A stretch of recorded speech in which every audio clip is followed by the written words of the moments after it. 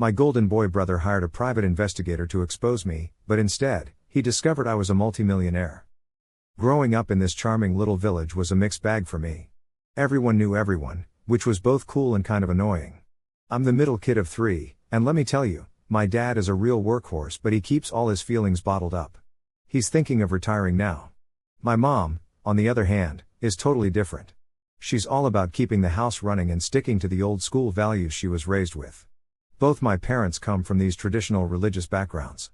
I love them to pieces, mind you, but I've always felt like I just couldn't measure up. It stings when they look at me like I've let them down. My big brother is basically the star of the family. At 40, he's settled down with his quiet wife, and they have 2 boys who are totally into sports. They're a handful, to say the least. My brother tries to be my life coach, but it often feels like he treats me as his pet project. It's like he's always trying to fix me, like I should be grateful for his advice. He'll brag about his sporty kids, his snazzy powerboat, and all his fancy stuff, which only makes me feel more isolated. Back at school, I was the sensitive kid who'd often find a reason things went wrong. I wasn't the sporty type, more the asthmatic kid who felt left out.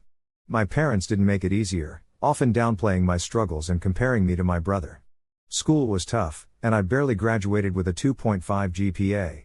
I tried college but had to drop out in my second year, which caused a bit of a family stir. Then there's my little sister, who was sort of the family princess.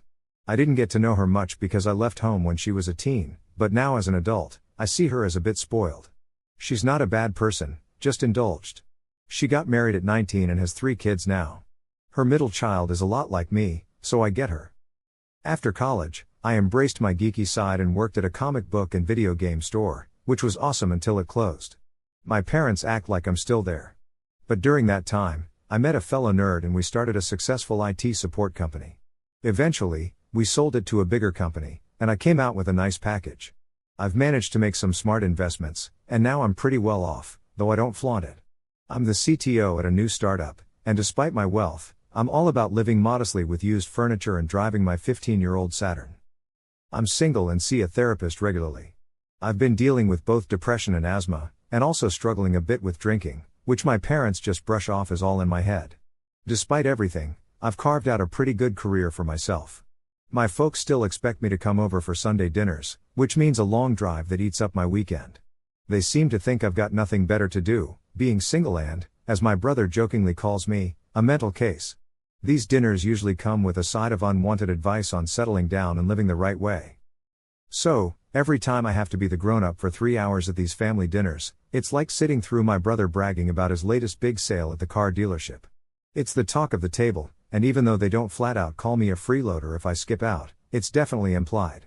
It's frustrating and confusing. I often wonder why I keep showing up at these things, and my therapist doesn't have all the answers either. My family has this annoying habit of downplaying or totally twisting my achievements. People back home still think I'm stuck working at a game store that shut down ages ago. Meanwhile, my brother was always seen as the more mature, outgoing one, which led him to a flashy career. I, on the other hand, got constantly teased for my old retail job. The gap between how my family saw me and my real life made it really tough to tell them about my accomplishments. They'd just dismiss my passion for games and comics as childish stuff, even though I'm actually pretty savvy with tech. Whenever I'd try to bring it up, my brother would just steamroll the conversation, acting like I was clueless, when, honestly, he was the one talking nonsense. I never called him out because I'd then have to justify my work and my abilities, and I really worried they wouldn't respect my career at all. Plus, I've had my fair share of mess-ups, I'll admit. But then last month, everything flipped on its head. My brother got all sneaky and somehow got hold of my personal info. Turns out, he hired a private investigator to do a whole background check on me. I was suspicious that he was planning some kind of intervention with our parents. They were totally shocked to learn the real me. I don't live in some shabby apartment and I actually have a decent life. The irony was rich, given that I work in security.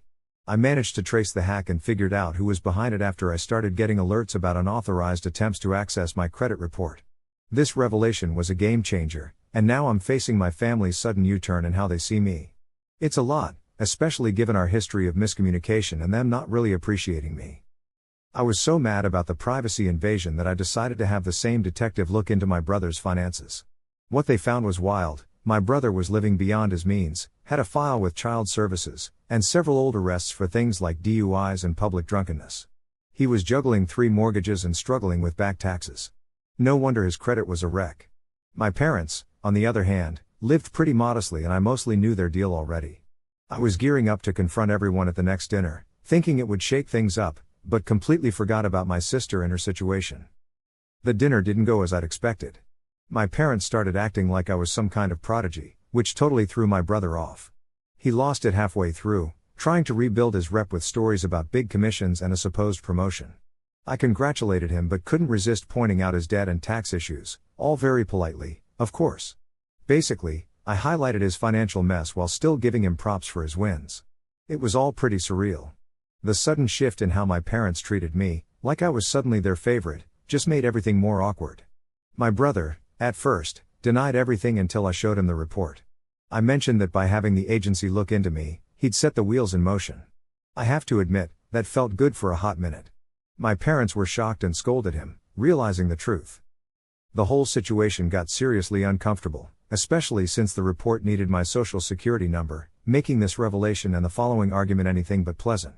It revealed a lot about their greed and cowardice, and my irritation with them only grew. They started pointing fingers at each other for all sorts of stuff. I tried to stay quiet, but occasionally they'd turn their anger on me, and I'd just shrug or toss back a one-word reply. My sister's husband, my brother's wife, and their 5 kids were just sitting there, jaws on the floor, as our family completely imploded. Our gatherings were usually so boring and predictable. My sister would update everyone, my brother and his wife would brag, my mom would chatter, and my dad would just grumble along. But this dinner was anything but typical. It was explosive, letting all the buried issues come rushing out in a chaotic mess.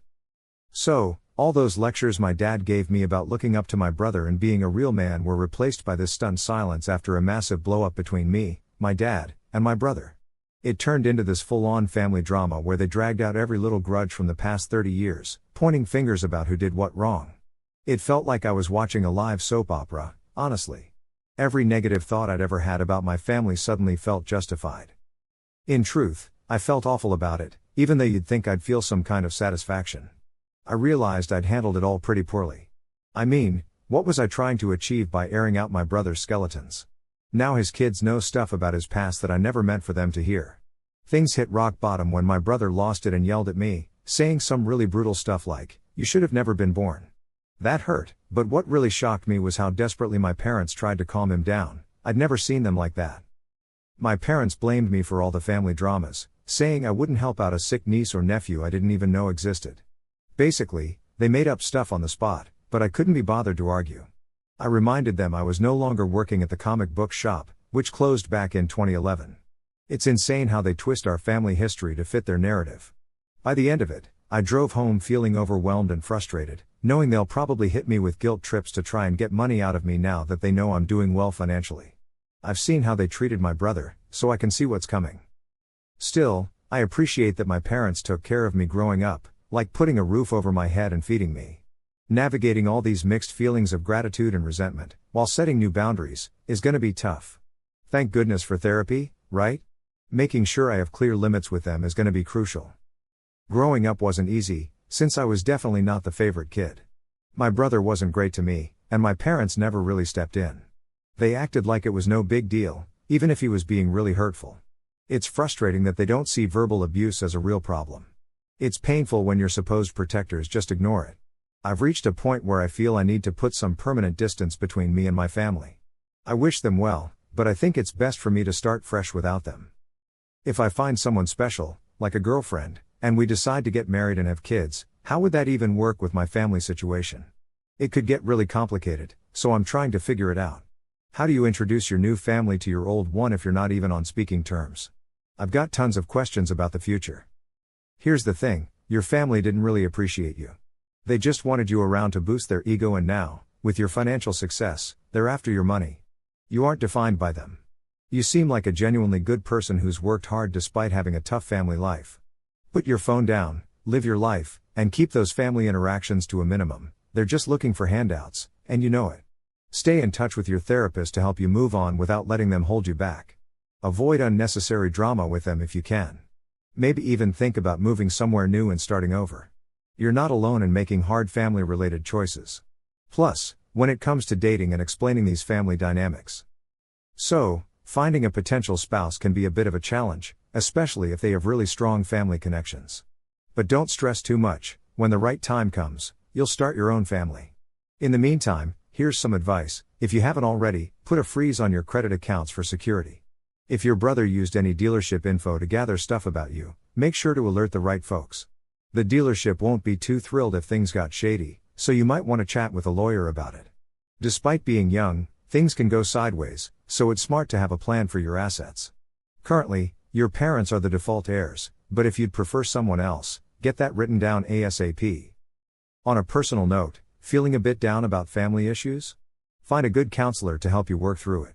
After a tense family dinner, it felt like escaping a war zone to me. Cruising home through the quiet night, I realized something needed to change. So, I stopped hosting those chaotic family dinners and shifted my focus to work and my own peace of mind for 2 weeks. My place turned into a cozy haven filled with my favorite gadgets and comics while I figured out how to stay connected with family without driving myself nuts. I ramped up therapy sessions during this time, and Dr. Bennett was awesome. We worked on setting boundaries, not walls, which helped me a ton. As days got warmer, I started thinking more about the future, particularly relationships. It felt possible, even probable, that I could meet someone amazing. And just like a twist in a comic book, there was Ava. We met at a tech conference, and her talk on cybersecurity caught my attention, not just because of the topic, but her charisma. Ava's smart, down to earth, and values families while keeping good boundaries. As things heated up with Ava, the real challenge was introducing her to the family circus. We brainstormed over pizza nights and decided on short, chill family visits. Everything shifted when Ava offered to help. Our initial meetups were casual coffee dates, reintroducing me to family gatherings with Ava by my side. Sure, the first few times were awkward. My folks were extra polite and cautious, like I might bolt any second, while my brother seemed lost for words. But my sister and her kids were a welcome distraction, especially her middle kid who immediately clicked with Ava. These coffee meetups became our mini adventures into family territory, quick and low-key. It helped me reconnect without getting swallowed by the chaos. Surprisingly, it worked. My family got used to the setup, maybe realizing it was the best way to keep me around. They started respecting my boundaries. As things improved, Ava and I began picturing a future together, building a family based on mutual respect and love, not duty or guilt. One summer night, walking by the lake, we talked about living together, and I was amazed at how far I'd come, from feeling left out by my family to standing on my own with a clearer sense of self. It was like night and day. I feel cautiously hopeful about the future. Yes, the road might be bumpy, but setting boundaries with my family wasn't just a defense, it was about making room for new connections and a fulfilling future. The famous Sunday dinners still happen, but now on my terms. Sometimes I join, sometimes I don't. I bring Ava along, and we deal with any issues that pop up. There's been plenty of progress, even though some challenges remain. It's all about finding that sweet spot, keeping things smooth without getting overwhelmed. Hey everyone, I'm still figuring out how to share my life online, so bear with me. Here's the scoop. I'm the storyteller here. We've got Peach, our daughter, Mario, our son, and Daisy, my soon-to-be ex-wife. We're navigating a tough separation that's quickly turning into a really bitter divorce. The main trigger? Daisy embraced her bisexuality earlier this year and realized she wanted something different from our marriage. When I found out Daisy, my wife, had slept with one of my coworkers, who also happens to be one of my closest friends, I was totally uncomfortable with the whole idea. It felt like a double betrayal, both at home and work, especially since I'm a police officer. Needless to say, things between Daisy and me couldn't carry on as before. We split up to give me some space to think things through. Daisy initially tried everything to patch things up, but once she realized I wasn't open to keeping our marriage, things got pretty ugly. Daisy's attitude flipped, and she started to get bitter. The last thing I wanted was for her to involve the kids in our mess, but that's exactly what happened. She began telling Peach, our kid, that they had to move out because I didn't love them anymore. That really broke my heart, especially when I saw how confused and upset Peach was. Daisy is living with her mom now, and she tries to make visits seem like some epic adventure for the kids, maybe to paint herself as the cool parent or to turn Peach and Mario against me. They're showered with gifts and candy. Meanwhile, she and I can't agree on anything else. Whether it's dividing our stuff or deciding financial support, every little thing is a battle. Worst of all is figuring out how to split time with Mario and Peach. Daisy shoots down every compromise, making things tougher for everyone. She's been telling the kids things that make me look like the bad guy, which isn't fair. Peach and Mario have started asking me why I don't like Daisy's new friend, let's call them AP, and even hint that AP might care about them more than I do. It's hard to watch them deal with this drama. A few weeks ago, I was buried in work, pulling extra hours to chase a promotion from police officer to homicide investigator. Daisy and I decided the kids would stay with her during my busy period, and I'd get them on weekends. But when it was time for them to go to Daisy's, Mario tearfully asked if I was sending them away because I hated them, like their mom suggested. It was crushing. I hugged him tight and assured him I loved them, even though I felt the opposite. Last weekend was really tough. I tried my best to visit, but they barely spoke to me, acting like they didn't want to be there. That hurt. Today, I finally got a chance to hang out with them. When I picked them up, they seemed so sad. Peach still shows her love, but it's clear Daisy's making it hard for her. I'm just trying to figure out the best way to minimize the damage to the kids. This whole situation is twisting our family dynamics, and it's tough on Peach, especially since she thinks she can't love me. Watching her suffer is unbearable, and it's clear the divorce is hurting them. I'm starting to wonder if I need to take further steps in the divorce to protect them. Staying like this doesn't seem right. You've got to tell your lawyer about this right away. It's a classic case of parental alienation, which is something the court needs to know about. They might order Daisy to stop, but it won't be easy to enforce. Still, you need to get moving on this and keep pushing. Daisy's actions are harmful, and staying in this situation will only make it worse. Make sure you document everything and seek professional advice, maybe even from CPS, if it comes to that. Don't let these things slide, it's important for the well-being of your kids. Thanks for following along, and if you haven't yet, subscribe and hit the notification bell for more real-life stories.